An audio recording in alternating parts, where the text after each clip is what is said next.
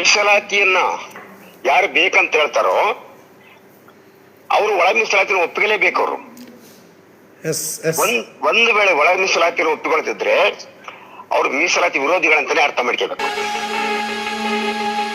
Doctor Baba Saheb Ambedkar ಒಂದು ಮಾತು ಹೇಳ್ತಾರ, ಈ ದೇಶ ನಿಜವಾಗಿ ಕೂಡ ಪ್ರಜಾಪ್ರಭುತ್ವ ದೇಶ ಅನ್ನೋದಾದ್ರೆ ಈ ದೇಶದಾಗಿರುವಂತ ಆಸ್ತಿ, ಅಂತಸ್ತು, ಅಧಿಕಾರ ಎಲ್ಲವೂ ಕೂಡ ಜನಸಂಖ್ಯೆ ಆಧಾರಿತವಾಗಿ ಹಂಚಿಕೆ ಆದಾಗ ಬಹುಶಃ ಇದು ಪ್ರಜಾಪ್ರಭುತ್ವ ರಾಷ್ಟ್ರ ಆಗ್ತದ ಅನ್ನುವಂತ ಒಳ ಮೀಸಲಾತಿ ಚಳವಳಿಯನ್ನ ಯಾರು ವಿರೋಧಿಸ್ತಾರೋ ಅವರು ಅಂಬೇಡ್ಕರ್ ವಿರೋಧಿಗಳಾಗಿರ್ತಾರ, ಅವರು ಸಂವಿಧಾನದ ವಿರೋಧಿಗಳಾಗಿರ್ತಾರ, ಅವರು ಏನೈತಲ್ಲ ಸಾಮಾಜಿಕ ನ್ಯಾಯದ ವಿರೋಧಿಗಳಾಗಿರ್ತಾರ. ಪ್ರವರ್ಗ ಬಿ ಮತ್ತು ಪ್ರವರ್ಗ ಸಿಗೆ ಅನ್ಯಾಯ ಆಗ್ತದೆ ಅಂತ ಹೇಳುವವರು ಇಷ್ಟು ವರ್ಷಗಳ ಕಾಲ ಬಿಗೆ ಹೇಗೆ ಅನ್ಯಾಯ ಆಗಿದೆ ಅಂತ ಇವ್ರಿಗೆ ಯಾರಿಗೆ ಕಾಣಲ್ವಾ? ಇಲ್ಲ ಇಲ್ಲ ಇಲ್ಲ, ಇವರು ನಾಟಕ ಮಾಡಕ್ ಬಂದವರು. ಒಳ ಮೀಸಲಾತಿ ಬೇಕಂತಂದಾಗ ಚಳವಳಿ ಒಂದು ರೂಪಕ್ಕೆ ಹೋದಾಗ ಒಳ ಮೀಸಲಾತಿ ಪಡಿತಾರೆ ಅನ್ನುವಂತ ಆ ಸ್ಟೇಜ್ ನಲ್ಲಿ ಸುಪ್ರೀಂ ಕೋರ್ಟ್ ತನಕ ಹೋದಾಗ ಅವ್ರಿಗೆ ಗ್ಯಾರಂಟಿ ಗೊತ್ತಾಯ್ತು ಇವ್ರು ಪಡಿತಾರ ಅಂತ ಕೇಸಿ. ಅದಕ್ಕೆ ಇಲ್ಲಿ ನಾಟಕ ಮಾಡಕ್ ಬಂದಂತವ್ರು ಅಷ್ಟೇ. ಇವರು ಇವತ್ತು ಪಾತ್ರ ಇವತ್ತು ಬಯಲಾಗಿದೆ ಅಷ್ಟೇ. ಬಣ್ಣ ಅಂತ ಬಯಲಾಗತ್ತವ, ಒಬ್ಬೊಬ್ರದ್ದು ಬಣ್ಣ ಬಯಲಾಗ್ತದೆ. ಕರೆಕ್ಟ್ ಅಣ್ಣ. ನಾವು ಇಷ್ಟು ದಿವಸ ಏನ್ ತಿಳ್ಕೊಂಡಿದ್ವಿ, ನಮ್ಮ ಅಣ್ಣ ತಮ್ಮಂದರು ಅವರು ಇವರು ಓಕೆ ಅಂತ ಕೇಸಿ ಎಲ್ಲರನ್ನ ಅಪ್ಪಿಗೆಂದಿದ್ವಿ. ಆದ್ರೆ ನೆಪ ಮಾತ್ರಕ್ಕೆ ನಮ್ಮ ಚಳವಳಿ ಇಲ್ಲಿ ಬಂದು ಮಾತಾಡಿದಂತವ್ರು, ಅವತ್ತು ಒಳ ಮೀಸಲಾತಿ ಚಳವಳಿ ಬೇಕು ಅಂತ ಅನ್ನುವಂಥವ್ರು ಇವತ್ತು ರಿವರ್ಸ್ ಆಗ್ತಾರಂತಂದ್ರೆ ಅವರ ನಿಜವಾದ ಬಣ್ಣ ಇರ್ತ ಬಯಲಾಗದಷ್ಟೇ. ಬಂಧುಗಳೇ, ಜೈ ಭೀಮ್. ಈ ಒಳ ಮೀಸಲಾತಿ ಸಾಮಾಜಿಕ ನ್ಯಾಯಕ್ಕೋಸ್ಕರ ಸುಮಾರು 35 ವರ್ಷಗಳ ಚಳುವಳಿಗೆ ಇವತ್ತು ಇನ್ನೂ ಸಹ ನ್ಯಾಯಯುತವಾದ ಬೇಡಿಕೆಗೆ ಸರ್ಕಾರ ಸ್ಪಂದನೆ ಮಾಡ್ತಾ ಇಲ್ಲ. ಯಾವುದೇ ಸಮುದಾಯಗಳಿಗೆ ಅನ್ಯಾಯ ಆಗಬಾರ್ದು ಅಂತಕ್ಕಂಥ ನಮ್ಮದು ವಾದ. ನಮ್ಮ ಮಾದಿಗ ಸಮುದಾಯದ ತಾಯ್ತನ ಗುಣ. ನನ್ನ ಸಹೋದರ ಸಮುದಾಯ ಬಲಗೈ ಸಮುದಾಯಕ್ಕೆ ಅನ್ಯಾಯ ಆದರೂ ಅಷ್ಟೇ, ನನ್ನ ಸಮುದಾಯಕ್ಕೆ ಅನ್ಯಾಯ ಆದರೂ ಅಷ್ಟೇ, ಬೇರೆ ಯಾವ ಸಮುದಾಯಕ್ಕೆ ಅನ್ಯಾಯ ಆದರೂ ಅಷ್ಟೇ, ಆ ಅನ್ಯಾಯಗಳನ್ನು ಸಮರ್ಥವಾಗಿ ಜೊತೆಗೆ ತೆಗೆದುಕೊಂಡು ಹೋಗತಕ್ಕಂಥ ಜವಾಬ್ದಾರಿ ಪ್ರತಿಯೊಬ್ಬರಿಗಿದೆ. ಹಾಗಾಗಿ ನಾನೊಂದು ಈ ಮುಖಾಂತರ ಕೇಳ್ಕೊಳ್ಳೋದೇನಂತಂದರೆ, ಈಗ ನನ್ನ ಬಲಗೈ ಸಮುದಾಯದವರಿಗೆ ತಮ್ಮದೇ ಆಗಿರ್ತಕ್ಕಂಥ ನೋವನ್ನು ಹೇಳ್ಕೊಳ್ತಾ ಇದ್ದಾರೆ. ಅದು ಸರಿಯೋ ತಪ್ಪೋ, ಬಟ್ ಒಂದು ವೇದಿಕೆಗೆ ಬರ್ತಕ್ಕಂಥದ್ದು ಅತಿ ಅವಶ್ಯಕತೆ ಇದೆ. ಈ ರಾಜಕೀಯ ಕುತಂತ್ರಗಳು, ರಾಜಕೀಯ ಮೇಲಾಟಗಳ ನಡುವೆ ಇವತ್ತು ನಮ್ಮಲ್ಲಿ ಏನಂತಾರಲ್ಲ, ಡಿವೈಡ್ ಆ್ಯಂಡ್ ರೂಲ್ ಪಾಲಿಸಿ, ಒಡೆದಾಳುವ ನೀತಿಯನ್ನು ಮಾಡ್ತಿರ್ತಕ್ಕ ಸಂದರ್ಭದಲ್ಲಿ ನೋಡ್ರಲ್ಲಿ ನನ್ನ ಸಹೋದರ ಸಮುದಾಯ ಬಲಗೈ ಸಮುದಾಯಕ್ಕೆ ಅನ್ಯಾಯ ಆಗಿದೆ ಅಂತಂದಾಗ ರಾಜಕಾರಣಿಗಳು, ನಮ್ಮ ಎನ್ ಮಹೇಶ್ವರ್ ಆಗಿರ್ಬೋದು, ನಮ್ಮ ಯಾರು ಛಲವಾದಿ ನಾರಾಯಣ ಸ್ವಾಮಿಯವರಾಗಿರ್ಬೋದು, ಎಷ್ಟು ಗಟ್ಟಿತನದಿಂದ ಸಮುದಾಯ ಪರವಾಗಿ ಧ್ವನಿ ಎತ್ತಾ ಇದ್ದಾರೆ. ಅದು ತಪ್ಪು ಅಂತಕ್ಕಂಥದ್ದಲ್ಲ, ಅದು ಅವ್ರ ಸಮುದಾಯದ ಕಾಳಜಿ. ಅದೇ ರೀತಿ ಇರ್ತಕ್ಕಂಥ ಭಾವನೆ ನಮ್ಮ ಸಮುದಾಯಕ್ಕೆ ಹಾಕಿಲ್ಲ ಅಂತಕ್ಕಂಥದ್ದನ್ನು ನೋಡ್ರಿ. ಪತ್ರಿಕಾಗೋಷ್ಠಿ ಮಾಡಿ ಹೇಳ್ತಾ ಇದ್ದಾರೆ, ಫೇಸ್ಬುಕ್ಗಳಲ್ಲಿ ಹೇಳ್ತಾ ಇದ್ದಾರೆ, ವಿಡಿಯೋಗಳನ್ನು ಹಂಚ್ಕೊಳ್ತಾ ಇದ್ದಾರೆ. ನಮ್ಮ ಸಮುದಾಯದ ರಾಜಕಾರಣಿಗಳಿಗೆ ಏನಾಗಿದೆ? ಮತ್ತು ಅವ್ರಿಗೆ ಸಾಮಾಜಿಕ ಬದ್ಧತೆ ಇಲ್ಲ ಅಂತಲ್ಲ, ಬಟ್ ಆ ರೀತಿಯಾಗಿ ಒಂದು ಸಮುದಾಯ ಪರ ನಿಲ್ಲೋ ಜೊತೆಗೆ ಅಲಿಮರ್ ಸಮುದಾಯಗಳಿಗೆ ಅನ್ಯಾಯ ಆಗಿದೆ, ಇನ್ನು ಅಸ್ಪೃಶ್ಯ ಸಮುದಾಯಗಳಿಗೆ ಅನ್ಯಾಯ ಆಗಿದೆ ಅಂದಾಗ ಅಲ್ಲಿರ್ತಕ್ಕಂಥ ರಾಜಕಾರಣಿಗಳು ಒಂದು ವೇದಿಕೆಗೆ ಬರ್ತಕ್ಕಂಥ ಅವಶ್ಯಕತೆ ಇದೆ. ಆ ಸಮುದಾಯಗಳ ನೋವುಗಳಿಗೆ ಸ್ಪಂದನೆ ಮಾಡ್ತಕ್ಕಂಥ ಅವಶ್ಯಕತೆ ಇದೆ.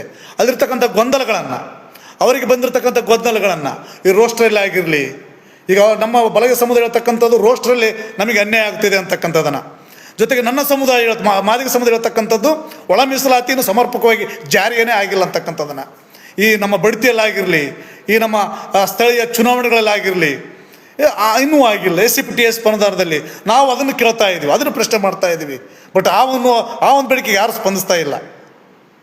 ಹೋಗಿದೆ ಪ್ರವರ್ಗಕ್ಕೆ ಹೋಗಿದೆ ಅಂತ ಗೊತ್ತೈತೆ ಹೇಳೋದು ಬೇಡ. ಸರ್ಕಾರ ಏನು ಲೋಪ ಮಾಡಿದೆ ಅಂತಕ್ಕಂತ ಹೇಳಿ, ಪ್ರವರ್ಗಕ್ಕೆ ಹೋಗಿದೆ ಅಂತಕ್ಕಂಥದ್ದು ಹಲವಾರು ಕಾರಣಗಳಿದ್ದಾವೆ. ಬಹಿರಂಗ ಚರ್ಚೆಗೆ ಮಾತಾಡೋಣ, ಒಂದು ವೇದಿಕೆ ಕೂತ್ಕೊಂಡು ಮಾತಾಡೋಣ. ಪ್ರವರ್ಗಕ್ಕೆ ಅನ್ಯಾಯ ಆಗಿದೆ, ಪ್ರವರ್ಗಕ್ಕೆ ಎಲ್ಲ ಹುದ್ದೆ ಸಿಕ್ಕಿವೆ ಅಂತಕ್ಕಂಥದ್ದನ್ನು ಪ್ರವರ್ಗಕ್ಕೆ ಅಲ್ಲಿ ವಿಭಾಗವಾರು ಮಾಡಿರೋದ್ರಿಂದ ರೋಸ್ಟರ್ ಪ್ರಕಾರ ಪ್ರವರ್ಗ ಒಂದಿದೆ, ಫಸ್ಟಿಗೆ ಬರುತ್ತೆ. ನೀವು ಪ್ರವರ್ಗಕ್ಕೆ ಬದಲೇ ಆದ್ಯತೆವಾಗಿದೆ ಅಂತ ಹೇಳ್ತೀರಿ, ಕೆಳಗಿರ್ತಕ್ಕಂಥ ಸಮುದಾಯಗಳ ರೋಸ್ಟರ್ಗಳನ್ನು ಯಾರುಗಳಲ್ಲ.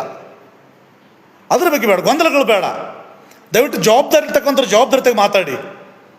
ಅದು ಇಷ್ಟ ಓಕೆ. ಅದಕ್ಕೆ ಅನ್ಯಾಯ ಆಗಿದ್ದರೆ ಅನ್ಯಾಯ ಸರಿಪಡಿಸ್ತಕ್ಕಂಥ ಸರ್ಕಾರ, ಅದಕ್ಕೆ ಮುಂಚಿತವಾಗಿ ನಮ್ಮ ಮಾದಿಗ ಸಮುದಾಯದ ರಾಜಕಾರಣಿಗಳು, ಹೋರಾಟಗಾರರು, ಬಲಗೈ ಸಮುದಾಯದ ರಾಜಕಾರಣಿಗಳು, ಹೋರಾಟಗಾರರು, ಸ್ಪರ್ಶ ಸಮುದಾಯದ ಹೋರಾಟಗಾರರು, ರಾಜಕಾರಣಿಗಳು, ಜೊತೆಗೆ ಅಲೆಮಾರಿ ಸಮುದಾಯದ ಹಿರಿಯರು ಒಂದು ಕಡೆ ವೇದಿಕೆ ಬರ್ಕೊಳ್ಳೋಕ್ಕಾಗಲ್ವಾ? ಏನು ಕಳ್ಕೊಂಡಿದ್ದೀವಿ ನಾವು ಇಷ್ಟು ದಿನಗಳ ಕಾಲ? ಯಾವುದೇ ಸಮುದಾಯ ನಮ್ಮ ಹಕ್ಕನ್ನು ಕಸಿದುಕೊಂಡಿರ್ತಕ್ಕಂಥದ್ದು ಆರೋಪ ನಮ್ಮದಲ್ಲ. ನಮಗೆ ಅವಕಾಶಗಳು ಸಿಗ್ತಾ ಇಲ್ಲ ಅಂತಕ್ಕಂಥದ್ದನ್ನು ಇಷ್ಟು ವರ್ಷಗಳ ಕಾಲ, ಸ್ವಾತಂತ್ರ್ಯ ಬಂದ ನಂತರ ಇಷ್ಟು ವರ್ಷಗಳ ಕಾಲ ನಮಗೆ ಅವಕಾಶಗಳು ಸಿಗ್ತಾ ಇಲ್ಲ. ಅವಕಾಶಗಳು ಸಿಗ್ತಾ ಇಲ್ಲ ಅಂತಂದರೆ ನಮಗೆ ನಮ್ಮ ಸಂತೋಷಣ್ಣವ್ರು ಕಳೆದ ಲೈವಲ್ಲಿ ಭಾಳ ಅದ್ಭುತವಾಗಿ ಹೇಳಿದರು. ನಮ್ಮಲ್ಲಿರ್ತಕ್ಕಂಥ ಕೌಶಲ್ಯಗಳು, ಎಲ್ಲ ಕ್ಷೇತ್ರಗಳು, ಎಲ್ಲ ಉದ್ಯೋಗಗಳು ನಮ್ಮ ಮಾದಿಗರು ಬಲ್ಲರು. ನಮ್ಮನ್ನು ಭೂಹೀನರಾಗಿ ಮಾಡಿದರು. ಅಸ್ಪೃಶ್ಯತೆ ಹೆಸರಿನಲ್ಲಿ ನಿಮ್ಮನ್ನಷ್ಟಲ್ಲ, ನಮ್ಮನ್ನಷ್ಟೇ, ಎಲ್ಲರೂ ಅಷ್ಟೇ. ಬಟ್ ನಮ್ಮ ಮಾದಿಗ ಸಮುದಾಯ ಈ ಭಾಗದಲ್ಲಿ, ಬಟ್ ಬೇರೆ ಭಾಗದಲ್ಲಿ ನಾನು ಬೇರೆ ಸಮುದಾಯದವರು ನಾನು ಅದ್ರ ಬಗ್ಗೆ ಹೇಳಂಗಿಲ್ಲ. ಅಲ್ಲಿ ಎಜುಕೇಷನ್ ಮುಂದುವರೆದಿದ್ರು, ಅಲ್ಲಿ ಅವಕಾಶಗಳು, ಶಿಕ್ಷಣದ ಬಗ್ಗೆ ಅವಕಾಶಗಳು ಸಿಕ್ಕವು, ರಾಜಕೀಯ ಅವಕಾಶಗಳು ಸಿಕ್ಕವು, ಮುಂದುವರೆದ್ರಿ, ತೊಂದರೆ ಇಲ್ಲ. ಬಟ್ ನಮಗೆ ರಾಜಕೀಯ ಅವಕಾಶಗಳಿಂದ ವಂಚಿತಗೊಂಡಿದ್ದೀವಿ, ಶಿಕ್ಷಣದಿಂದ ವಂಚಿತಗೊಂಡಿದ್ದೀವಿ, ಅಸ್ಪೃಶ್ಯತೆ ನಲಗಿದ್ವು ಅಂದರೆ ನಮಗಿಲ್ಲಿ ಅವಕಾಶಗಳು ಸಿಗಲಿಲ್ಲ, ನಮಗೆ ಸೌಲಭ್ಯಗಳು ಸಿಗಲಿಲ್ಲ. ಹಾಗಾಗಿ ನಾವು ಹಿಂದೆ ಉಳಿದಿದ್ದೇವೆ. ನಮ್ಮಲ್ಲಿ ಮೆರಿಟ್ ಅಂತಕ್ಕಂಥ ಬುದ್ಧಿವಂತರಲ್ಲ ಅಂತಲ್ಲ, ಬುದ್ಧಿವಂತರು ಅಲ್ಲ, ನಮಗೆ ಮೆರಿಟ್ ಇಲ್ಲ, ನಮಗೆ ಟ್ಯಾಲೆಂಟ್ ಇಲ್ಲ ಅಂತಕ್ಕಂಥದ್ದಲ್ಲ. ನಮಗೆ ಆ ರೀಚ್ ಆಗೋಕ್ಕೆ ಅವಕಾಶಗಳು ಸಿಕ್ಕಿಲ್ಲ, ಸರಿಯಾದ ಶಿಕ್ಷಣ ವ್ಯವಸ್ಥೆ ಸರಿಯಾಗಿ ಸಿಕ್ಕಿಲ್ಲ. ನಮ್ಮ ಗ್ರಾಮೀಣ ಭಾಗದಲ್ಲಿ ಜೀತ ಪದ್ಧತಿ, ಬಟ್ ಎಲ್ಲೆಲ್ಲಿ ಶಿಕ್ಷಣ ಸೌಲಭ್ಯ ಸಿಕ್ಕಿದೆ ಅವ್ರು ಮುಂದುವರೆದಿದ್ದಾರೆ. ಮೆರಿಟಲ್ಲಿ ಹೋಗ್ತಾ ಇದ್ರೆ ತಪ್ಪೇನಿಲ್ಲ. ಅಂದರೆ ನಮ್ಮ ಮಕ್ಕಳು ಕಸ್ಕೊಂಡಿರತಕ್ಕಂಥ ಹೇಳ್ತಾ ಇಲ್ಲ, ಬಟ್ ನಮಗೆ ಅವಕಾಶಗಳು ಸಿಕ್ಕಿಲ್ಲ ಅಂತಕ್ಕಂಥ ಹೇಳ್ತಾ ಇದ್ವಿ. ಅದು ನಮ್ಮ ನೋವು, ಅದು ನಮ್ಮ ಕಣ್ಣೀರು. ಈಗ ಅವಕಾಶಗಳು ಸಿಕ್ಕಿಲ್ಲ ಅಂದರೆ ಬಲಿಷ್ಠವಾಗಿರ್ತಕ್ಕಂಥವ್ರು, ಸೌಲಭ್ಯಗಳನ್ನ ತೆಗೆದುಕೊಂಡಿರ್ತಕ್ಕಂಥ ಸಮುದಾಯ, ಅವ್ರು ಮೆರಿಟ್ ಮಾಡ್ತಕ್ಕಂಥದ್ದು, ಶಿಕ್ಷಣ ಮುಂದಿರ್ತಕ್ಕಂಥವ್ರು ಇದ್ದಾರೆ. ಅವ್ರ ಜೊತೆ ನಮ್ಗೆ ಕಾಂಪಿಟೇಟ್ ಮಾಡೋಕ್ಕಾಗಲ್ಲ. ಹಾಗಾಗಿ ಒಳ ಮೀಸಲಾತಿಯಲ್ಲಿ ನಮಗೆ ಒಂದು ಮೀಸಲಾತಿಯಲ್ಲಿ ಒಳ ಮೀಸಲಾತಿ ಕೊಡಿ ಅಂತಕ್ಕಂಥ ಕೇಳ್ತಕ್ಕಂಥದ್ದು ಹೊರತು ನಮ್ಮನ್ನು ಯಾರೋ ನಮ್ಮ ಸೌಲಭ್ಯಗಳನ್ನು ಕಸ್ಕೊಂಡಿರ್ತಕ್ಕಂಥದ್ದಲ್ಲ. ನಾವು ವಂಚಿತರಾಗಿದ್ದೀವಿ. ಈ ವ್ಯವಸ್ಥೆ ನಮ್ಮನ್ನು ವಂಚಿತರನ್ನಾಗಿ ಮಾಡಿದೆ. ಯಾವ ರೀತಿಯಾಗಿ? ಬಡತನದಲ್ಲಿ ನರಳುವಂತೆ ಮಾಡಿ, ಶಿಕ್ಷಣ ಸೌಲಭ್ಯಗಳು ಸಿಗದಂತೆ ಮಾಡಿ. ಏನರಪ್ಪ ಎಲ್ಲ ಶಿಕ್ಷಣಕ್ಕೆ ನಿಮ್ಮ ಯಾರು ಹೋಗಲಿಕ್ಕೆ ಬೇಡ ಅಂತ ಹೇಳಿದ್ರಂತೆ ಕೆಲವು ಜನ ಮಾತಾಡ್ಬೋದು. ಅಂದರೆ ನಮ್ಮ ಸಮುದಾಯ ಕೆಲವೊಂದು ಹಿಂದುಳಿತಕ್ಕಂಥ ಭಾಗಗಳಲ್ಲಿ, ಉದಾಹರಣೆ ಕಲ್ಯಾಣ ಕರ್ನಾಟಕ ಆಗಿರಲಿ, ಉತ್ತರ ಕರ್ನಾಟಕ ಆಗಿರಲಿ, ಮಧ್ಯ ಕರ್ನಾಟಕ ಆಗಿರಲಿ, ಅಲ್ಲಿಗೆ ಪ್ರಾಥಮಿಕ ಶಿಕ್ಷಣಕ್ಕೆ ಹೋಗೋಕ್ಕೆ ನಮಗೆ ಅವಕಾಶ ಇರಲಿಲ್ಲ. ಹೈಸ್ಕೂಲ್ ಅಂದರೆ ಸುಮಾರು ಕಿಲೋಮೀಟರ್ ಗಟ್ಟಲೆ ಹೋಗ್ಬೇಕಾಗಿತ್ತು. ಪ್ರಾಥಮಿಕ ಶಿಕ್ಷಣ ಪಡಲಿಕ್ಕೆ ಬಹಳಷ್ಟು ಕಿಲೋಮೀಟರ್ ನಡ್ಕೊಂಡು ಹೋಗ್ಬೇಕಾಗಿತ್ತು. ಯಾವುದೇ ಸೌಲಭ್ಯಗಳು ಇರಲಿಲ್ಲ. ಅಷ್ಟು ದೂರ ಹೋಗಿ ಅಲ್ಲಿ ಅಧ್ಯಯನ ಮಾಡಿ ಬರ್ತಕ್ಕಂಥ ವ್ಯವಸ್ಥೆ, ಆರ್ಥಿಕ ಪರಿಸ್ಥಿತಿ ಸರಿಯಾಗಿರಲಿಲ್ಲ. ಬಟ್ ಕೆಲವೊಂದು ಮುಂದುವರ್ತಕ್ಕಂಥ ಭಾಗಗಳಲ್ಲಿ ಅಲ್ಲಿ ಕಾನ್ವೆಂಟ್ಗಳು, ಯೂನಿವರ್ಸಿಟಿಗಳು, ಕಾಲೇಜುಗಳು ಮಗದೊಂದು ಆಗಿದ್ದು, ಅಲ್ಲಿ ಶಿಕ್ಷಣ ಪಡ್ಕೊಂಡ್ರಿ, ಅವಕಾಶ ಗಿಟ್ಸ್ಕೊಂಡ್ರಿ, ನೀವು ಮುಂದುವರೆದಿದ್ದೀರಿ, ಸೌಲಭ್ಯ ಪಡ್ಕೊಂಡಿದ್ದೀರಿ. ಹಾಗಾಗಿ ನಿಮಗೆ ಕಾಂಪಿಟೇಷನ್ ಮಾಡೋಕ್ಕೆ ನಿಮಗೆ ಶಕ್ತಿ ಇದೆ, ಅವಕಾಶ ಪಡ್ಕೊಳ್ಳೋಕ್ಕೆ ಶಕ್ತಿ ಇದೆ. ಹಾಗೆ ಮುಂದುವರೆದಿದ್ದೀರಿ. ಶಕ್ತಿ ಮುಂದುವರೆದಿರ್ತಕ್ಕಂಥ ನಮ್ಮ ಏನಂತಲ್ಲ ಪರಿಶಿಷ್ಟ ಜಾತಿಗಳ ಜೊತೆಗೆ ಎಲ್ಲ ಮೀಸಲಾತಿ ಅಡಿಯಲ್ಲಿ ನಮಗೆ ಕಾಂಪಿಟೇಷನ್ ಮಾಡೋಕ್ಕಾಗಲ್ಲ. ನಾವು ಶೈಕ್ಷಣಿಕವಾಗಿ, ರಾಜಕೀಯವಾಗಿ, ಸಾಮಾಜಿಕವಾಗಿ, ಆರ್ಥಿಕವಾಗಿ ನಾವು ಹಿಂದುಳಿದಿದ್ದೇವೆ. ಹಾಗಾಗಿ ಮೀಸಲಾತಿಯಲ್ಲಿ ಒಳ ಮೀಸಲಾತಿಯನ್ನು ಕೊಡಿ ಅಂತಕ್ಕಂಥದ್ದು ಕೇಳ್ತಕ್ಕಂಥದ್ದು ನಮ್ಮ ಸಂವಿಧಾನಬದ್ಧ ಹಕ್ಕು. ಅದನ್ನು ಕೇಳ್ತಾ ಇದ್ದೀವಿ. ಅದು ಬಿಟ್ಟರೆ ಯಾವ ಸಮುದಾಯವನ್ನು ತಗೊಳ್ತಕ್ಕಂಥದ್ದಲ್ಲ, ಯಾವ ಸಮುದಾಯದ ಹಕ್ಕನ್ನು ತೆಗೆದುಕೊಳ್ತಕ್ಕಂಥದ್ದಲ್ಲ. ರೋಸ್ಟ್ ಬಿಂದು ಬಗ್ಗೆ ಮಾತಾಡ್ತೀರಿ ಕೆಲವು ಜನ, ಮಾತಾಡಿ, ಅದನ್ನು ಅರ್ಥಪೂರ್ಣವಾಗಿ ಮಾತಾಡಿ, ಅದನ್ನು ಅರ್ಥಕೊಂಡು ಮಾತಾಡಿ. ಈಗ ನಾನು ಹೇಳ್ತಂದ್ರೆ ಈ ಒಂದು ಎಕ್ಸಾಂಪಲ್ ವಿಭಾಗವಾರು ಮಾಡ್ತಾ ಇದ್ದಾರೆ. ಅಲ್ಲಿ 5-6 ಹುದ್ದೆಗಳು ಇರ್ತವೆ. 5-6 ಹುದ್ದೆಗಳನ್ನು ರೋಸ್ಟ್ ಪ್ರಕಾರ ಮಾಡಿದ್ರೆ ಪ್ರಥಮ ಆದ್ಯತೆ ಬರ್ತಕ್ಕಂಥದ್ದು ಹಿಂದುಳಿರುವಿಕೆಯ ಆಧಾರದ ಮೇಲೆ ಪ್ರವರ್ಗಕ್ಕೆ ಒಂದು ಪೋಸ್ಟ್ ಸಿಗುತ್ತೆ. ನೆಕ್ಸ್ಟ್ ಬೇರೆ ಸಮುದಾಯಕ್ಕೆ, ನನ್ನ ಬಲಗೈ ಸಹೋದರ ಸಮುದಾಯಕ್ಕೆ ಬರೋಕ್ಕೆ 9 ಆಗುತ್ತೆ. ಅದನ್ನು ಸರಿಪಡಿಸ್ತಕ್ಕಂಥ ದಾರಿಗಳನ್ನು ಹುಡುಕೋದು ನನ್ನ ಜೊತೆಗೆ ನಾವು ನಿಮಗೆ ಸಹಕಾರ ಕೊಡ್ತಕ್ಕಂಥದ್ದು ಇರುತ್ತೆ. ಆದರೆ ಆದ್ಯತೆ ಮೇಲೆ ಅಲ್ಲಿ ಇರ್ತಕ್ಕಂಥ 5 ಪೋಸ್ಟ್ ಅಂದ ಮೇಲೆ ರೋಸ್ಟರ್ ಬಿಂದು ನೆಕ್ಸ್ಟ್ 9ಕ್ಕೆ ಬರುತ್ತೆ. ಹಾಗೆ ನಿಮಗೆ ಸಿಗಲ್ಲ ಅಂತಕ್ಕಂಥದ್ದು ಓಕೆ. ಈಗ ಸಿಗಲಿಕ್ಕಿಲ್ಲ, ವಿಭಾಗವಾರು ಘಟಕ ಮಾಡಿದರೆ ಈಗ ಸಿಗಲಿಕ್ಕಿಲ್ಲ. ನೆಕ್ಸ್ಟ್ ಏನು ನಿಮಗೆ 6 ರೋಸ್ಟರ್ ಬಿಂದಿಗೆ 6ಕ್ಕೆ ಬಂದ ನಂತರ ನೆಕ್ಸ್ಟ್ ಕಾಲ್ ಮಾಡುವಾಗ ಅಲ್ಲಿಂದ ಪ್ರಾರಂಭ ಆಗುತ್ತೆ. ಅವಾಗ ನಮಗೆ ಸಿಗಲ್ಲ. ಎಲ್ಲಿಗೆ ರೋಸ್ಟ್ ಬಂದು ನಿಲ್ಲುತ್ತಲ್ವ ಅಲ್ಲಿಂದ ಪ್ರಾರಂಭ ಆಗುತ್ತೆ. ನೆಕ್ಸ್ಟ್ ನಿಮಗೆಲ್ಲ ಮುಟ್ಟಿದ ಮೇಲೆ ಮತ್ತೆ ಪ್ರವರ್ಗಕ್ಕೆ ಹೇಗೆ ಬರುತ್ತೆ ಇದು ಅಂತಕ್ಕಂಥ ನಮಗೆ ಬಂದಿರತಕ್ಕಂಥ ಮಾಹಿತಿ, ನಾವು ತಿಳ್ಕೊಂಡಿರ್ತಕ್ಕಂಥ ಮಾಹಿತಿ. ಬಟ್ ಆ ಸಂದರ್ಭದಲ್ಲಿ ನಿಮಗೇನು ಆಗಿದೆ ಅಂತಂದರೆ ಬಟ್ ಆ ಪ್ರವರ್ಗದ ಒಂದು ಅವರಿಗೆ ಆಗಿದೆ, ನಮಗೆ ಅವರೇ ತೆಗೆದುಕೊಳ್ತಾ ಇದ್ದಾರೆ. ಪ್ರವರ್ಗವೇ ಹಾಂ ವಿಶ್ವವಿದ್ಯಾಲಯ ಒಂದು ಘಟಕ ಅಂತ ಮಾಡಿದ್ರೆ ಏನೇನು ಕಾರಣ ಆಗುತ್ತೆ ಅಂತಕ್ಕಂದ್ರೆ ಹಿರಿಯರು ಮಾತಾಡ್ತಾರೆ. ಅಧಿಕಾರಿಗಳಿಗೂ ಚರ್ಚೆ ಆಗಲಿ, ರಾಜಕಾರಣದ ಬಗ್ಗೆ ಚರ್ಚೆ ಆಗಲಿ, ಅದು ಬೇರೆ ವಿಚಾರ. ಬಟ್ ಇದರಲ್ಲಿ ಯಾವುದೊಂದು ಧಾರವಾಡ ವಿಶ್ವವಿದ್ಯಾಲಯ ಆಗಿರ್ತಕ್ಕಂಥ ನೇಮಕಾತಿ ಬಗ್ಗೆ ಮಾತಾಡ್ತಾ ಇದ್ದಾರೆ. ಪ್ರವರ್ಗಕ್ಕೆಲ್ಲ ಹುದ್ದೆಗಳು ಹೋಗಿದ್ದಾವೆ, ಪ್ರವರ್ಗಕ್ಕೆಲ್ಲ ಹುದ್ದೆಗಳು ಹೋಗಿದ್ದಾವೆ ಅಂತಕ್ಕಂಥದ್ದನ್ನು. ಬಟ್ ಅಲ್ಲಿ ವಿಷಯ ಏನಂತಲ್ಲ ವಿಭಾಗವಾರ ಘಟಕ ಮಾಡಿರೋದಕ್ಕೋಸ್ಕರ ಒಂದೊಂದು ಸಬ್ಜೆಕ್ಟ್ ಮೇಲೆ ಅಲ್ಲಿರ್ತಕ್ಕಂಥ ಖಾಲಿ ಹುದ್ದೆಗಳ ನೇಮಕ ಮಾಡಿಕೊಳ್ಳುವಾಗ 5-6 ಪೋಸ್ಟ್ ಕರೆದಾಗ ಮೊದಲೇ ಆದ್ಯತೆ ಮಾದಿಗ ಸಮುದಾಯಕ್ಕೆ ಪ್ರವರ್ಗ ಏಕೆ ಸಿಗಬಹುದು. ನೆಕ್ಸ್ಟ್ 9ನೇ ರೋಸ್ಟರ್ ಬಿಂದು ನಿಂಬುದು ಎಲ್ಲಿ ನಿಂತ್ಕೊಂಡಿತ್ತೋ ನಂತರ ಅಲ್ಲಿ ಪ್ರಾರಂಭ ಆದಾಗ ನಿಮಗೆಲ್ಲ ಸಿಗೋ ತನಕ ನಮಗೆ ನೆಕ್ಸ್ಟ್ ಬಿಂದು ಬರಲ್ಲ ಅಂತಕ್ಕಂಥದ್ದು ನಮ್ಮದು ನಾವು ತಿಳುವಳಿಕೆ ಮನವರಿಕೆ. ಅದು ಓಕೆ, ಅಲ್ಲಿಯೂ ಸಹ ಅನ್ಯಾಯ ಆಗಿದೆ ಅಂತಂದರೆ ಆಗಲಿ, ಚರ್ಚೆ ಆಗಲಿ. ಹಾಗೂ ನಾನು ಸಹ ಮಾದಿಗ ಸಮುದಾಯಕ್ಕೂ ನಾನು ಮನವಿ ಮಾಡಿಕೊಳ್ತಾ ಇದ್ದೀನಿ. ಆ ರೋಸ್ಟ್ ಬಿಂದು ವಿಷಯವಾಗಿ ಸರ್ಕಾರ, ತಜ್ಞರು, ರಾಜಕಾರಣಿಗಳು, ಅಧಿಕಾರಿಗಳು ಒಂದು ಕಡೆ ನಿಂತ್ಕೊಂಡು ಚರ್ಚೆ ಆಗಲಿ. ಅದರ ಜೊತೆಗೆ ನಾನು ಎಲ್ಲ ಸಹೋದರ ಸಮುದಾಯಗಳಿಗೆ ಮನವಿ ಮಾಡಿಕೊಳ್ತಾ ಇದ್ದೀನಿ. ಎಲ್ಲ ಸಮುದಾಯಗಳಿಗೆ, ನನ್ನ ಪರಿಶಿಷ್ಟ ಜಾತಿ ಬರ್ತಕ್ಕಂಥ ಎಲ್ಲ ಸಮುದಾಯಗಳಿಗೆ, ನನ್ನ ಸಮುದಾಯ, ನನ್ನ ಮಾದಿಗ ಸಮುದಾಯಕ್ಕೆ ನಾನು ಹೇಳ್ಕೊಳ್ತೀನಿ, ಇದು ತಾಯ್ತನ ಗುಣ ಹೊಂದಿರತಕ್ಕಂಥ ಮಾದಿಗ ಸಮುದಾಯ. ಯಾವ ಸಮುದಾಯಗಳಿಗೆ ಅನ್ಯಾಯ ಆಗೋದನ್ನು ಸಹಿಸ್ಕೊಳ್ಳೋಂಗಿಲ್ಲ. ನಾವು ಎಲ್ಲರನ್ನ ಕರ್ಕೊಂಡು ಹೋಗ್ತಕ್ಕಂಥ ತಾಯ್ತ ಗುಣ ಹೊಂದಿರತಕ್ಕಂಥದ್ದು. ಪ್ರೊಫೆಸರ್ ಬಿ ಕೆ ಕೃಷ್ಣಪ್ಪರು ಸ್ಥಾಪನೆ ಮಾಡಿರ್ತಕ್ಕಂಥ ಸಂಘಟನೆ ಆಗಿರಲಿ, ಬಾಬಾ ಸಾಹೇಬರಿಗೆ ಇರತಕ್ಕಂಥ ಆಶಯಗಳನ್ನಾಗಿರಲಿ, ಎಲ್ಲವನ್ನ ಜೊತೆಗೂಡಿ ಹೋಗ್ತಕ್ಕಂಥ ತಾಯ್ತನ ಗುಣ ಹೊಂದಿರತಕ್ಕಂಥ ಮಾದಿಗ ಸಮುದಾಯ. ಯಾರನ್ನು ದ್ವೇಷ ಮಾಡಲ್ಲ, ಯಾರ ಹಕ್ಕುಗಳನ್ನು ಕಸ್ಕೊಳ್ಳೋಂಗಿಲ್ಲ. ಒಂದು ಜೊತೆಗೆ ಈಗ ಇತ್ತೀಚೆಗೆ ಒಂದು ಅದರಲ್ಲಿ ಈ ಒಂದು ಒಳ ಮೀಸಲಾತಿ ಪ್ರಕಾರ ಯೂನಿವರ್ಸಿಟಿಗಳಲ್ಲಿ ಆಗಿರ್ತಕ್ಕಂಥ ನೇಮಕಾತಿಗಳು, ಬೇರೆ ನೇಮಕಾತಿಗಳಲ್ಲಿ ಮಾದಿಗ ಸಮುದಾಯಕ್ಕೆ ಆದ್ಯತೆ ಸಿಗ್ತಾ ಇದೆ ಅಂತಕ್ಕಂಥ ಕೆಲವು ಜನರು ಸಹಿಸ್ಕೊಳ್ಳೋಕೆ ಆಗ್ತಿಲ್ಲ. ಅಂತಂದರೆ ಇಷ್ಟು ವರ್ಷಗಳ ಕಾಲ ವಂಚಿತಗೊಂಡಿದ್ದೀವಲ್ಲ, ಇಷ್ಟು ವರ್ಷಗಳ ಕಾಲ ನಮಗೆ ಅನ್ಯಾಯ ಆಗಿರ್ತದಲ್ವಾ. ಅಂದ್ರೆ ನಮ್ಮ ಹಕ್ಕುಗಳನ್ನು ಯಾರು ಕಸ್ಕೊಂಡಿರ್ತಕ್ಕಂಥದ್ದಲ್ಲ, ಬಟ್ ನಾವು ವಂಚಿತಗೊಂಡಿದ್ದೀವಿ. ಯಾಕೆ ಅಂತಂದರೆ ನಮಗೆ ಬಡತನ, ಶಿಕ್ಷಣದಿಂದ ವಂಚಿತಗೊಂಡಿರ್ತ ಸಮುದಾಯ. ಅಂದರೆ ಶಿಕ್ಷಣದಿಂದ ವಂಚಿತಗೊಂಡ ಸಮುದಾಯ ಅಂತಂದರೆ ಇವರಿಗೆ ಟ್ಯಾಲೆಂಟ್ ಇಲ್ಲ ಅಂತಕ್ಕಂಥದ್ದಲ್ಲ, ಬುದ್ಧಿವಂತರ ಅಲ್ಲ ಅಂತಕ್ಕಂಥದ್ದಲ್ಲ. ಆ ಶಿಕ್ಷಣಕ್ಕೆ ಅಧ್ಯಯನ ಮಾಡಲಿಕ್ಕೆ ಸೌಲಭ್ಯಗಳಿರಲಿಲ್ಲ. ಈ ಕಡೆ ಕಿತ್ತು ತಿಂತಕ್ಕಂಥ ಬಡತನ, ಅಸ್ಪೃಶ್ಯತೆ, ಮತ್ತು ಈ ಭಾಗದಲ್ಲಿರ್ತಕ್ಕಂಥ ಶಿಕ್ಷಣ ಸೌಲಭ್ಯಗಳಲ್ಲಿರ್ತಕ್ಕಂಥ ಕೊರತೆ. ಅವಾಗ ಒಂದು ಹೈಸ್ಕೂಲ್ ಮಾಡ್ಬೇಕಂದ್ರೆ, ಪ್ರೈಮರಿ ಸ್ಕೂಲ್ ಹೋಗ್ಬೇಕಂದ್ರೆ 15 ಕಿಲೋಮೀಟ್ರ್ 20 ಕಿಲೋಮೀಟ್ರ್ ನಡ್ಕೊಂಡು ಹೋಗ್ಬೇಕಾಗಿತ್ತು. ಬಟ್ ಬೇರೆ ಪ್ರದೇಶಗಳು, ಮುಂದಿರ್ತಕ್ಕಂಥ ಪ್ರದೇಶಗಳಲ್ಲಿ ಎಲ್ಲ ಅದೇ ಹೈಸ್ಕೂಲು, ಅಲ್ಲೇ ಪ್ರೈಮರಿ ಸ್ಕೂಲು, ಕಾಲೇಜುಗಳು, ಯೂನಿವರ್ಸಿಟಿಗಳು ಇರೋದ್ರಿಂದ ಆ ಭಾಗ ಕೆಲವು ಜನ ಮುಂದುವರೆದಿದ್ದಾರೆ. ಅಂದರೆ ಈ ಭಾಗದಲ್ಲೂ ಸಹ ನಮ್ಮ ಸಹೋದರ ಸಮುದಾಯಗಳು ಹಿಂದುಳಿದಿದ್ದಾರೆ, ಅದರಲ್ಲಿ ಎರಡು ಮಾತಿಲ್ಲ ನಮ್ಮ ಉತ್ತರ ಕರ್ನಾಟಕ ಬಂದಾಗ. ಹಾಗಾಗಿ ಎಲ್ಲರೂ ನೋವು ಒಂದೇ, ತೆಗೊಳ್ಳೋದು ಬೇಡ.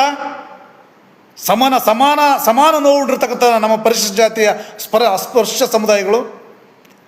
ಹಾಗೆ ದಯವಿಟ್ಟು ಆ ನಿಟ್ಟಲ್ಲಿ ವಿಚಾರ ಮಾಡಿ ಅಂತಕ್ಕಂಥದ್ದನ್ನು ನನ್ನ ಸಹೋದರೊಬ್ಬರು, ನಾನು ಹೆಸರು ಹೇಳಕ್ಕೆ ಹೋಗಲ್ಲ, check and balance development theory ಅರ್ಥ ಸಮತೋಲನ ಅಭಿವೃದ್ಧಿ ಸಿದ್ಧಾಂತ ಸಾರುತ್ತಿರುವ ಸಮಾನತೆಯ ಸಹಜ ಸತ್ವ ಪರೀಕ್ಷೆ ಮಾಡಿ ವಿಮರ್ಶೆ ನೋಡೋಣ ಅಂತಕ್ಕಂಥದ್ದನ್ನು ವಿಮರ್ಶೆ ಮಾಡಿದ್ದಾರೆ.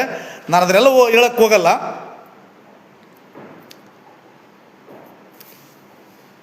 ವಿಶೇಷವಾಗಿ ವಿಶ್ವವಿದ್ಯಾಲಯಗಳ PhD ಸೀಟು ಹಂಚಿಕೆ ಮತ್ತು ಪ್ರಾಧ್ಯಾಪಕರ ಹುದ್ದೆಗೆ ಸಂಬಂಧ ಎದ್ದಿರುವ ಗೊಂದಲಗಳ ಕುರಿತಂತೆ ಪರಿಶಿಷ್ಟರ ಎ ಗುಂಪಿಗೆ ಹೆಚ್ಚು ಸೀಟು ನೀಡಿದರೆ SC A ಮತ್ತು B ವರ್ಗಗಳ ನಡುವೆ ಸಮತೋಲನ ಸಾಧಿಸಿದಂತಾಗುತ್ತದೆ. ಇಲ್ಲ, ನಿಮ್ಮ ವಿಮರ್ಶೆ ಸರಿಯಲ್ಲ, ನಾನು ಒಪ್ಪಲ್ಲ. ಯಾಕೆಂದರೆ ಬಿ ಗುಂಪಿಗೆ ಎ ಗುಂಪಿಗೆ ಸಮಾನವಾದ ಅವಕಾಶ ಸಿಗಲೇಬೇಕು, ಅದರಲ್ಲಿ ಎರಡು ಮಾತಿಲ್ಲ. ಅಂದರೆ ಬಿ ಗುಂಪಿಗೆ ಅವಕಾಶಗಳನ್ನು ವಂಚಿತಗೊಳಿಸಿ ಎ ಗುಂಪಿಗೆ ಅವಕಾಶ ಕೊಡ್ತಾರೆ ಅಂತಕ್ಕಂಥದ್ದನ್ನು ಅದು ತಪ್ಪು ಕಲ್ಪನೆ ಅಂತಕ್ಕಂಥ ನನ್ನ ವಾದ. ಬಟ್ ರೋಸ್ಟ್ ಬಿದ್ದಲ್ಲಿ ಎಲ್ಲೆಲ್ಲಿದ್ದಾವೆ ಲೋಪಗಳಿದ್ದಾವೆ, ಆ ಲೋಪಗಳನ್ನು ಸರಿಪಡಿಸಲಿ, ಸರಿ ಆಗಲೇಬೇಕು, ಅದು ಸರಿ ಆಗಲೇಬೇಕು. ಬಟ್ ನಿಮ್ಮದು ಈ ವಾದ ಇದೆಲ್ಲ ಇಲ್ಲ, ಸರಿಯಲ್ಲ ಅಂತಕ್ಕಂಥ ನನ್ನ ವಾದ. ಮಧ್ಯನೊಂದು ಹೇಳ್ತಾರೆ, ಮುಂದುವರೆದವರಿಗೆ ಅವಕಾಶಗಳನ್ನು ಸಂಪೂರ್ಣ ನಿಲ್ಲಿಸಿ ಹಿಂದುಳಿದವರಿಗೆ ನೀಡಿದರೆ ಸಮಾನ ಸಾಧ್ಯವಾಗುತ್ತದೆ. ಬ್ಯಾಲೆನ್ಸ್ ಥಿಯರಿ ಇಲ್ಲ, ನಂಬುದು ವಾದ ಅದಲ್ಲ. ಮುಂದುವರೆದವರಿಗೆ ಅವಕಾಶಗಳನ್ನು ನಿಲ್ಲಿಸ್ತೀರ ಅಂತ ಹೇಳ್ತಾ ಇಲ್ಲ. ಆದ್ಯತೆ ಹಿಂದುಳಿದವರಿಗೆ ಕೊಡಿ, ಆದ್ಯತೆ ಕೊಡಿ. ಅಂದರೆ ಮುಂದುವರಿತಕ್ಕಂಥ ಸಮುದಾಯಗಳ ಅವಕಾಶಗಳನ್ನು ಕಡಿಮೆ ಮಾಡಿ ಅಂತಕ್ಕಂಥ ನಮ್ಮ ವಾದ ಅಲ್ಲ, ನನ್ನ ಸಮುದಾಯದ ಬೇಡಿಕೆ ಅದಲ್ಲ. ಮುಂದುವರಿತಕ್ಕ ಸಮುದಾಯಗಳಿಗೆ ಅವರ ಅವಕಾಶಗಳನ್ನು ಅವ್ರಿಗೆ ಕೊಡಿ, ಆದ್ಯತೆ ಮೇಲೆ ಹಿಂದುಳಿರ್ತಕ್ಕಂಥ ಸಮುದಾಯಗಳಿಗೆ ಅವಕಾಶ ಕೊಡಿ, ಆದ್ಯತೆ ಮೇಲೆ ಅವಕಾಶ ಕೊಡಿ.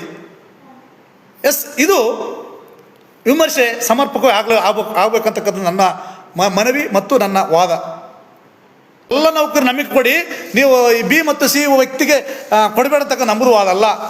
ಆದ್ಯತೆ ಮೇರೆಗೆ ನಮಗೆ ಕೊಡಿ, ಆದ್ಯತೆ ಮೇರೆಗೆ ವಂಚಿತಗೊಂಡಿರ್ತಕ್ಕ ಸಮುದಾಯಗಳಿಗೆ ಕೊಡಿ, ಆಮೇಲೆ ಮುಂದುವರಿತಕ್ಕ ಸಮುದಾಯಗಳಿಗೆ ಅವರಿಗೂ ಸಹ ಹಂಚಿಕೆ ಮಾಡಿ ಅಂತಕ್ಕಂಥ ನಮ್ಮ ಸಮುದಾಯದ ತಾಯ್ತನದ ಗುಣದ ಒತ್ತಾಯ ಅಷ್ಟೇ. ಇದೇ ನಾವು ಸಂವಿಧಾನಬದ್ಧ ಹಕ್ಕುಗಳನ್ನ ಕೇಳ್ತಕ್ಕಂಥದ್ದು. ಯಾರನ್ನ ದುಡಿಬೇಡ ಅಂತ ಹೇಳಲ್ಲ, ಯಾರನ್ನ ನಿಶಕ್ತರನ್ನಾಗಿ ಮಾಡಿ ಅಂತ ಯಾರು ನಾವು ಕೇಳಿಲ್ಲ, ಕೇಳಲೂ ಇಲ್ಲ. ಜೊತೆಗೆ ಯಾರನ್ನು ಸಹ ವೀಕ್ ಮಾಡಿ ಅಂತಕ್ಕಂಥ ನಮ್ಮದು ವಾದನೂ ಅಲ್ಲ. ಹಾಗಾಗಿ ನಿಮ್ಮ ಮೂಗಿ ನೇರಕ್ಕೆ ವಿಮರ್ಶೆ ಮಾಡೋದನ್ನು ಕೈ ಬಿಡಿ ಅಂತಕ್ಕಂಥದ್ದನ್ನು ಹೃದಯಪೂರ್ವಕವಾಗಿ ನಾನು ಕೇಳಕ್ಕೆ ಇಷ್ಟಪಡ್ತಾ ಇದ್ದೀನಿ. ಎಸ್, ಅನ್ಯಾಯ ಆಗಿದೆ, ಅನ್ಯಾಯ ಆಗ್ತಾ ಇದೆ ಅಂತ ಅಂದ್ಕೊಂಡ್ರೆ ಎಸ್ ಚರ್ಚೆ ಮಾಡಬೇಕಾಗಿದೆ. ಎಲ್ಲ ಸಮುದಾಯದ ಮುಖಂಡರು ಒಂದು ಕಡೆ ವೇದಿಕೆಗೆ ಬರಬೇಕಾಗಿದೆ. ಅದು ಬಿಟ್ಟು ದೌರ್ಜನ್ಯ ಮಾಡುವ ರೀತಿಯಲ್ಲಿ, ದಮನ ಮಾಡುವ ರೀತಿಯಲ್ಲಿ ಬನ್ನಿ, ನಮಗೆ ಇನ್ನೊಂದು ಸಲ ಬನ್ನಿ ವಿಶ್ವವಿದ್ಯಾಲಯಗಳಿಗೆ ನೋಡಿಕೊಳ್ತು ಅಂತಕ್ಕಂಥ ಆ ಒಂದು ಭಾಷೆ ಇದೆಯಲ್ಲ, ಆ ರೀತಿ ವರ್ತನೆ ಇದೆಯಲ್ಲ, ನಾವ್ಯಾರು ಅದನ್ನು ಕ್ಷಮಿಸ್ತಕ್ಕಂಥದ್ದು ಅಲ್ಲ, ಆಗಬಾರ್ದು. ಆ ಭಾವನೆ ಯಾರಿಗೂ ಬರಬಾರ್ದು. BR ಭಾಸ್ಕರ ಪ್ರಸಾದ್ ಅಣ್ಣನವರಿಗೆ ಯಾವ ರೀತಿ ಹೋಗೋದಕ್ಕೋಸ್ಕರ P3 ಸರ್ ಆ ಒಂದು ವಿಶ್ವವಿದ್ಯಾಲಯಕ್ಕೆ ಹೋಗಿ ತಮ್ಮ ನೋವುಗಳನ್ನು ಸಮುದಾಯದ ಪರವಾಗಿ ಕೇಳ್ಕೊಂಡು ಹೋದಾಗ ಇಲ್ಲಿ ಯಾರೂ ಬರೋಂಗಿಲ್ಲ ಅಂತಕ್ಕಂಥ ನೀವು ಮಾತಾಡ್ತಕ್ಕಂಥದ್ದೆಲ್ಲ ಅದು ಭಾಳಷ್ಟು ನೋವಾಗಿದೆ. ಆ ನೋವನ್ನು ಅದ್ದುಬಿಕೊಂಡಿದ್ದೀವಿ. ಯಾಕೆಂದರೆ ಈ ನಮ್ಮ ಬಾಬಾ ಸಾಹೇಬ್ ಕೊಟ್ಟಿರ್ತಕ್ಕಂಥ ಸಂವಿಧಾನ ಇಲ್ಲಿ ಯಾವ ಸರ್ವಾಧಿಕಾರಿಗಳು ಇಲ್ಲ, ಯಾರು ಇಲ್ಲಿ ದೌರ್ಜನ್ಯ ಮಾಡ್ತಕ್ಕಂಥ ಶಕ್ತಿ ಸಂವಿಧಾನ ಮುಂದುಗಡೆ ನಿಲ್ಲಕ್ಕಾಗಲ್ಲ. ಓಕೆ, ಅಂತ ಬ್ರಿಟಿಷರನ್ನ ಒದ್ದೋಡಿಸಿರ್ತಕ್ಕಂಥ ನಮ್ಮ ದೇಶ ಭಾರತಾಂಬೆ ಸಮಗ್ರವಾಗಿ ದೇಶವನ್ನು ಕಟ್ಟೋದಕ್ಕೋಸ್ಕರ ಬಾಬಾ ಸಾಹೇಬರು ಕೊಟ್ಟಿರ್ತಕ್ಕಂಥ ಸಂವಿಧಾನದ ಅಡಿಯಲ್ಲಿ ನಡೀತಕ್ಕಂಥ ದೇಶ. ಈ ಗೊಡ್ಡು ಬೆದರಿಕೆಗಳಿಗೆ ದೌರ್ಜನ್ಯಗಳಿಗೆ, ಗೂಂಡಾಗಿರಿಗಳಿಗೆ ಸಂವಿಧಾನದ ಅಡಿಯಲ್ಲಿ ಅವಕಾಶ ಇಲ್ಲ. ಹಾಗಾಗಿ ಭಾಸ್ಕರ್ ಪ್ರಸಾದ್ ಅಣ್ಣವರಿಗೆ ನೀವು ಯಾವ ರೀತಿ ಮಾತಾಡಿದ್ರಂತ ಗೊತ್ತಿದೆ, ಅದು ಆಗಬಾರ್ದು. ಎಲ್ಲರೂ ಕೂಡಿಕೊಂಡು ಬದುಕೋಣ, ಸಮಾನವಾದ ಅವಕಾಶ ಪಡ್ಕೊಳ್ಳೋಣ. ಲೋಪ ಆಗಿದ್ದರೆ ಎಲ್ಲರೂ ಕೂಡಿ ಚರ್ಚೆ ಮಾಡೋ ಸರ್ಕಾರನ ಒತ್ತಡ ಹಾಕೋಣ.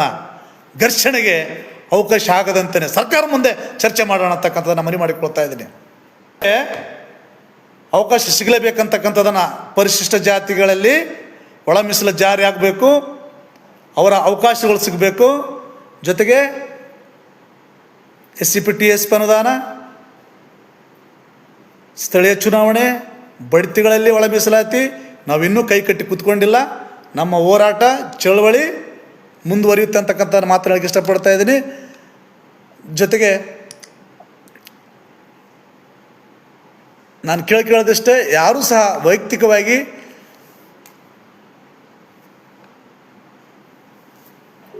ನಮ್ಮ ಮಕ್ಕಳನ್ನು ಕೇಳೋಣ. ಸರ್ಕಾರದ ವಿರುದ್ಧ ಅಂತಕ್ಕಂಥದ್ದಲ್ಲ, ಸರ್ಕಾರದಲ್ಲಿ ಒತ್ತಡ ಹಾಕಿ ನಮ್ಮ ಹಕ್ಕನ್ನು ಪಡ್ಕೊಳ್ಳೋಣ ಅಂತಕ್ಕಂಥ ನನ್ನ ಬೇಡಿಕೆ, ನಮ್ಮ ಸಮುದಾಯದ ಬೇಡಿಕೆ. ಹಾಗಾಗಿ ಇಲ್ಲಿ ಯಾವ ಸಮುದಾಯದ ವಿರುದ್ಧ ಅಂತಕ್ಕಂಥವಲ್ಲ ಅಂತಕ್ಕಂಥ ನಾನು ಸ್ಪಷ್ಟವಾಗಿ ಹೇಳೋಕ್ಕೆ ಬಯಸ್ತಾ ಇದ್ದೀನಿ. ಈಗ ಒಳ ಮೀಸಲಾತಿ ಕುರಿತಂತೆ ನಡೀತಕ್ಕಂಥ ಗೊಂದಲಗಳ ಬಗ್ಗೆ ನಮ್ಮ ರಾಜ್ಯಕ್ಕೆ ಏನು ಸಂದೇಶ ಹೇಳ್ತೀರಿ? ಒಳ ಮೀಸಲಾತಿ ಹೋರಾಟ ಏನೈತಲ್ಲ, ಅದು ಐತಿಹಾಸಿಕ ಹೋರಾಟ. ಅದು ಇಡೀ ಕರ್ನಾಟಕದಲ್ಲಿ ಯಾವುದಾದ್ರೂ ಒಂದು ಐತಿಹಾಸಿಕ ಹೋರಾಟ ನಡೆಸ್ತಂತಂದ್ರೆ 30 ವರ್ಷಕ್ಕಿಂತ ಹೆಚ್ಚು ಅದು ಒಳ ಮೀಸಲಾತಿ ಹೋರಾಟ ಅಂತ ಮೊದಲು ತಿಳ್ಕೋಬೇಕು. ಎಸ್, ಓಕೆ, ಹೌದಣ್ಣ, ಹೌದು. ಆಮೇಲೆ ಮೀಸಲಾತಿಯನ್ನ ಯಾರು ಬೇಕಂತ ಹೇಳ್ತಾರೋ ಅವರು ಒಳ ಮೀಸಲಾತಿನ ಒಪ್ಪಿಗೆಲೇಬೇಕು. ಅವರು ಒಂದು ವೇಳೆ ಒಳ ಮೀಸಲಾತಿನ ಒಪ್ಪಿಕೊಳ್ತಿದ್ರೆ ಅವ್ರು ಮೀಸಲಾತಿ ವಿರೋಧಿಗಳಂತಾನೆ ಅರ್ಥ ಮಾಡ್ಕೋಬೇಕು. ಸತ್ಯ, ಹೌದು. ಎರಡನೇದಾಗಿ ಡಾಕ್ಟರ್ ಬಾಬಾ ಸಾಹೇಬ್ ಅಂಬೇಡ್ಕರ್ ಒಂದು ಮಾತಾಡ್ತಾರ, ಈ ದೇಶ ನಿಜವಾಗಿ ಕೂಡ ಪ್ರಜಾಪ್ರಭುತ್ವ ದೇಶ ಅನ್ನೋದಾದ್ರೆ ಈ ದೇಶದಾಗಿರುವಂತ ಆಸ್ತಿ, ಅಂತಸ್ತು, ಅಧಿಕಾರ ಎಲ್ಲವೂ ಕೂಡ ಜನಸಂಖ್ಯೆ ಆಧಾರಿತವಾಗಿ ಹಂಚಿಕೆ ಆದಾಗ ಬಹುಶಃ ಇದು ಪ್ರಜಾಪ್ರಭುತ್ವ ರಾಷ್ಟ್ರ ಆಗ್ತದ ಅನ್ನುವಂತ ಹಿನ್ನೆಲೆಯಲ್ಲಿ ಅವತ್ತು ಬಾಬಾ ಸಾಹೇಬ್ರು ಏನಂತಲ್ಲ ಮೀಸಲಾತಿ ಅನ್ನುವಂತ ಇದನ್ನ ಏನಂತಾರೆ ಈ ಸಮುದಾಯಕ್ಕೆ ಕೊಟ್ಟಿದ್ದು. ಎಸ್ ಎಸ್ ಆ ಕಾರಣದಿಂದ ಈಗ ಒಳ ಮೀಸಲಾತಿ ವಿರೋಧಿ ಯಾರು ವಿರೋಧಿಸ್ತಾರೋ, ಅದು ಉದ್ದೇಶ ಪೂರ್ವಕವಾಗಿ ವಿರೋಧಿಸ್ತಾರೋ ಏನೋ ಗೊತ್ತಿಲ್ಲ, 30 ವರ್ಷದ ಚಳವಳಿ ಇಲ್ಲಿವರೆಗೆ ಆಗ್ಬೇಕಾದ್ರ ಈ ಎಲ್ಲ ಮನಸ್ಸುಗಳು ಇವೆಲ್ಲ ಕೈಗಳು ಕೈಯಾಡಿಸುವಂತ ಮೊದಲನೇ ಅರ್ಥ ಅದು. ಹೌದು ಹೌದು. ಅದು ಯಾವುದೇ ರಾಜಕೀಯ ಪಕ್ಷ ಇರ್ಬೋದು, ಯಾವುದೇ ಸಂಘಟನೆ ಇರ್ಬೋದು, ಇವರೆಲ್ಲರೂ ಅವತ್ತು ನಮ್ಮ ಜೊತೆ ಕೈಗೂಡಿಸಿ ನಿಜವಾಗಿ ಕೂಡ ಬಾಬಾ ಸಾಹೇಬರ ಆ ಆಶಯವನ್ನು ಈಡೇರಿಸಬೇಕಂತ ಅನ್ನೋದಾದ್ರೆ ಇಷ್ಟೊತ್ತಿಗೆ ಒಳ ಮೀಸಲಾತಿ ಪಡೆದು ಎಲ್ಲರೂ ಕೂಡ ತಮ್ಮ ಸಮಾನವಾದ ಹಂಚಿಕೆಯನ್ನ ನಾವು ಹಂಚಿಕೋಬಹುದಾಗಿತ್ತು. ಸತ್ಯ ಸತ್ಯ. ಒಂದು ನೆಪವನ್ನು ಇಟ್ಟುಕೊಂಡು, ಯಾವುದೋ ಒಂದು ಯೂನಿವರ್ಸಿಟಿಯ ನೆಪವನ್ನು ಇಟ್ಟುಕೊಂಡು ಈಗ ಅದಕ್ಕೆ ಅಡ್ಡಿಗಾಲಾಗ್ತಾರಂತಂದ್ರೆ ಬಹುಶಃ 30-40 ವರ್ಷದಲ್ಲಿ ಎಲ್ಲಾ ಯೂನಿವರ್ಸಿಟಿಗಳ ಲೆಕ್ಕ ಪತ್ರವನ್ನು ನೀವು ತೆಗೆದು ನೋಡೋಣ. Yes yes yes. ಆ ಕಾರಣದಿಂದ ಈ ಸಮುದಾಯ ಏನೈತಲ್ಲ, ಇದು ತಾಯಿ ಹೃದಯದ ಸಮುದಾಯ, ಸತ್ಯ. ಇದು ಹಂಚಿಕೊಂಡು ತಿನ್ನುವಂತ ಸಮುದಾಯ. ಇದಕ್ಕೆ ಕಸಗಂದದ್ದು ಗೊತ್ತಿಲ್ಲ, ಕೊಟ್ಟಿದ್ದ ಗೊತ್ತೈತದು. ಸತ್ಯಣ್ಣ, 100% ಸತ್ಯ ಇದು. ದಲಿತ ಚಳವಳಿಗೆ ತನ್ನ ಜೀವವನ್ನೇ ಕೊಟ್ಟಂತ ಚಳವಳಿ, ದಲಿತ ಚಳವಳಿ ಏನಂತಲ್ಲ ಇಡೀ ಕರ್ನಾಟಕದಲ್ಲಿ ಇವತ್ತು ದಿವಸ ಬಾಬಾ ಸಾಹೇಬ್ ಅಂಬೇಡ್ಕರ್ನ ಒತ್ತು ಮೆರವಣಿಸುವಂತ ಚಳವಳಿ. ಎಲ್ಲಿಯಾದ್ರೂ ದಲಿತರಿಗೆ ಅನ್ಯಾಯ ಆದಾಗ ಮೊದಲನೇ ಹೆಜ್ಜೆ ಇಟ್ಟಿದಂತ ಚಳವಳಿ. ಅದಕ್ಕೆ ಅಂತಲ್ಲ ಈ ನೆಲದ ಮಾದಿಗರ ಪಾತ್ರ ಬಹಳ ಮುಖ್ಯ ಐತೆ. ಮತ್ತೆ ವಿದ್ಯಾರ್ಥಿಗಳಿಂದ ಹಿಡಿದು ಸುಮಾರು ಜನ 40 ವರ್ಷಗಳಿಂದ ತಮ್ಮ ಜೀವನವನ್ನೇ ಕೊಟ್ಟಂತ ಸುಮಾರು ಜನ ಸಿಗ್ತಾರೆ, ಎಲ್ಲಾದ್ರೂ ಹುಡುಕಾಡ್ರಿ ನೀವು. ಸತ್ಯ ಇದೆ ಅಣ್ಣ, ಇದೆ. ಆ ಕಾರಣದಿಂದ ಈ ಚಳವಳಿಯನ್ನ, ಒಳ ಮೀಸಲಾತಿ ಚಳವಳಿಯನ್ನ ಯಾರು ವಿರೋಧಿಸ್ತಾರೋ ಅವರು ಅಂಬೇಡ್ಕರ್ ವಿರೋಧಿಗಳಾಗಿರ್ತಾರ, ಅವರು ಸಂವಿಧಾನದ ವಿರೋಧಿಗಳಾಗಿರ್ತಾರ, ಅವರು ಏನೈತಲ್ಲ ಸಾಮಾಜಿಕ ನ್ಯಾಯದ ವಿರೋಧಿಗಳಾಗಿರ್ತಾರ. ಓಕೆ ಓಕೆ, ಸತ್ಯ. ಇದನ್ನ ನಾವು ಇವತ್ತಿನಷ್ಟು ತಿಳ್ಕೋಬೇಕಾಗದ. ಈಗ ಬಣ್ಣ ಅಂತ ಬಯಲಾಗತ್ತದ, ಒಬ್ಬೊಬ್ರದ್ದು ಬಣ್ಣ ಬಯಲಾಗ್ತದೆ. ಕರೆಕ್ಟ್ ಅಣ್ಣ. ನಾವು ಇಷ್ಟು ದಿವಸ ಏನ್ ತಿಳ್ಕೊಂಡಿದ್ವಿ, ನಮ್ಮ ಅಣ್ಣ ತಮ್ಮಂದರು ಅವರು ಇವರು ಓಕೆ ಅಂತ ಕೇಸ್ ಎಲ್ಲರನ್ನ ಅಪ್ಪಿಗೆಂದಿದ್ವಿ. ಆದ್ರೆ ನೆಪ ಮಾತ್ರಕ್ಕೆ ನಮ್ಮ ಚಳವಳಿ ಇಲ್ಲಿ ಬಂದು ಮಾತಾಡಿದಂತವ್ರು, ಅವತ್ತು ಒಳ ಮೀಸಲಾತಿ ಚಳವಳಿ ಬೇಕು ಅಂತ ಅನ್ನುವಂಥವ್ರು ಇವತ್ತು ರಿವರ್ಸ್ ಆಗ್ತಾರಂತಂದ್ರೆ ಅವರ ನಿಜವಾದ ಬಣ್ಣ ಅಂತ ಬಯಲಾಗದ ಅಷ್ಟೇ. ಸತ್ಯ ಸತ್ಯ. ಆ ಕಾರಣದಿಂದ ಮತ್ತೆ ನಾವು ಎಚ್ಚರಗೊಳ್ಬೇಕಾದಂತ ಅವಶ್ಯಕತೆ ಐತೀಗ. ನಮಗೆ ಬಾಬಾ ಸಾಹೇಬರು ಕೊಟ್ಟಂತ ಸಂವಿಧಾನ ಕೊಟ್ಟಂತ ಮತ್ತೆ ಸುಪ್ರೀಂ ಕೋರ್ಟ್ ನ ಆ ಒಂದು ಜಡ್ಜ್ಮೆಂಟ್ ಏನೈತಲ್ಲ, ಅದ್ರ ಪ್ರಕಾರ 30 ವರ್ಷ ಚಳವಳಿ ಮಾಡಿದಂತ ಆ ಜಡ್ಜ್ಮೆಂಟ್ ಕೊಟ್ಟ ಮೇಲೆ ಇವ್ರು ಮಾಡ್ತಾರಂತ ಕೇಸ್ ಅಂದ್ರ ಇದು ಏನೈತಲ್ಲ ಈ ಸಮುದಾಯವನ್ನ ಸಹಿಸಲಾರದಂತವ್ರು.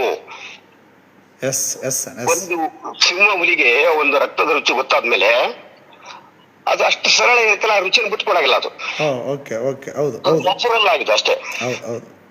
30-40 ವರ್ಷ ಅನುಭವಿಸಿದಂತವ್ರು ಇವತ್ತೇನೈತಲ್ಲ ಈ ಸಮುದಾಯಕ್ಕೆ ಬಿಟ್ಟು ಕೊಡ್ಬೇಕಾದ್ರೆ ಸ್ವಲ್ಪ ಇಂಚ ಮುಡ್ತಾ ಇರ್ತದ. ಇವರಿಗೆ ಅಸ್ಪೃಶ್ಯರೇತರು, ಫಾರ್ ಎಕ್ಸಾಂಪಲ್ ಲಮ್ಮಣಿ ಇರ್ಬೋದು, ಗೋಬಿ ಇರ್ಬೋದು, ಇನ್ನತ್ರ ಇವರು ಇದಾರಲ್ಲ ಅವ್ರು ತಗಂದ್ರೆ ಏನೈತಲ್ಲ ಇವ್ರು ಬಾಯಿ ಬಿಡಲ್ಲ, ಇವರು ಹುಟ್ಟಿಲ್ಲ ಕೂಡ. ಮಾದಿಗರು ಚಳವಳಿಯಲ್ಲಿ ಭಾಗವಹಿಸಿ ಅವರ ಪಾರ್ಟ್ನರ್ ಆಗಿ ಅಸ್ಪೃಶ್ಯರಂತ ಈ ಸಮುದಾಯಕ್ಕೆ ದಕ್ಕಿದಾಗ ಇವ್ರಿಗೆ ಆಗುವಂತ ನೋವೇನಿದು, ಏನ್ ಕಾರಣ ಅಂತ. ಹೌದಣ್ಣ, ಅವರ ಮನೋಭಾವನೆ, ಅದು ಮನೋಭಾವನೆ. ಈಗ ಅಣ್ಣ ಈಗ ಹತ್ರದವರು ಬಿ ಪ್ರವರ್ಗ ಬಿ ಮತ್ತು ಪ್ರವರ್ಗ ಸಿಗೆ ಅನ್ಯಾಯ ಆಗ್ತದೆ, ಪ್ರವರ್ಗ ಬಿ ಮತ್ತು ಪ್ರವರ್ಗ ಸಿಗೆ ಅನ್ಯಾಯ ಆಗ್ತದೆ ಅಂತ ಹೇಳುವವರು ಇಷ್ಟು ವರ್ಷಗಳ ಕಾಲ ಬಿಗೆ ಹೇಗೆ ಅನ್ಯಾಯ ಆಗಿದೆ ಅಂತ ಇವ್ರಿಗೆ ಯಾರಿಗೆ ಕಾಣಲ್ವಾ? ಇಲ್ಲ ಇಲ್ಲ ಇಲ್ಲ, ಇವರು ನಾಟಕ ಮಾಡಕ್ ಬಂದವರು. ಒಳ ಮೀಸಲಾತಿ ಬೇಕಂತಂದಾಗ ಚಳವಳಿ ಒಂದು ರೂಪಕ್ಕೆ ಹೋದಾಗ ಒಳ ಮೀಸಲಾತಿ ಪಡಿತಾರೆ ಅನ್ನುವಂತ ಆ ಸ್ಟೇಜ್ ನಲ್ಲಿ ಸುಪ್ರೀಂ ಕೋರ್ಟ್ ತನಕ ಹೋದಾಗ ಅವ್ರಿಗೆ ಗ್ಯಾರಂಟಿ ಗೊತ್ತಾಯ್ತು ಇವ್ರು ಪಡೆದೇ ಪಡಿತಾರಂತ ಕೇಸಿ. ಅದಕ್ಕೆ ಇಲ್ಲಿ ನಾಟಕ ಮಾಡಕ್ ಬಂದಂತವ್ರು ಅಷ್ಟೇ. ಇವರು ಇವತ್ತು ಪಾತ್ರ ಇವತ್ತು ಬಯಲಾಗಿದೆ ಅಷ್ಟೇ ಅಲ್ಲ ಪ್ರಭು, ಮತ್ತಿನ್ನೇನು ಹೇಳಿ? ಅಷ್ಟೇ ಇಲ್ಲ, ಅಷ್ಟೇ. ಹಾಗಾಗಿ ನೋಡ್ರಿ, ಇದು ಓಪನ್ ಸೀಕ್ರೆಟ್ ಇದೆ, ಏನು ಮುಚ್ಚಿಡಂಗಿಲ್ಲ. ಯಾರ್ಯಾರು ಒಳ ಮೀಸಲಾತಿಯನ್ನ ಈಗ ವಿರೋಧ ಮಾಡ್ತಾ ಇದಾರೆ, ಹಿಂದೆ ಬಂದಿರತಕ್ಕಂಥದ್ದು ಅವರು ಮುಖವಾಡ ಧರಿಸ್ಕೊಂಡು ಬೈದ್ರು ಅಂತಕ್ಕಂಥದ್ದು. ಹೌದು ಎಲ್ಲರಿಗೂ ಗೊತ್ತೈತದ, ಅದೇನ್ ಮುಚ್ಚಿಡಂಗ್ ಪ್ರಶ್ನೆನೇ ಇಲ್ಲ ಅದು. ಓಪನ್ ಆಗಿ ಯಾಕೆ ಮಾತಾಡ್ತಿದ್ದಿಲ್ಲ ಅಂತಂದ್ರೆ ಇವ್ರು ನಮ್ಮವರು, ದಲಿತ ಚಳವಳಿ ನಮ್ ಜೊತೆಗಿದ್ದಾರೆ. ಅದಕ್ಕೇನಿತ್ತಲ್ಲ ಬಹುಶಃ ಬಾಬಾ ಸಾಹೇಬ್ರ ಆಶಯಗಳನ್ನ ಈಡೇರಿಸುವ ನಿಟ್ಟಿನಲ್ಲಿ ಬರ್ತಾರೆ ಏನೋ ಅಂತ ನಾವು ಅನ್ಕೊಂಡಿದ್ವಿ. ಬಟ್ ಇವ್ರು ದ್ವಿಗುಣ ದ್ವಿಮುಖ,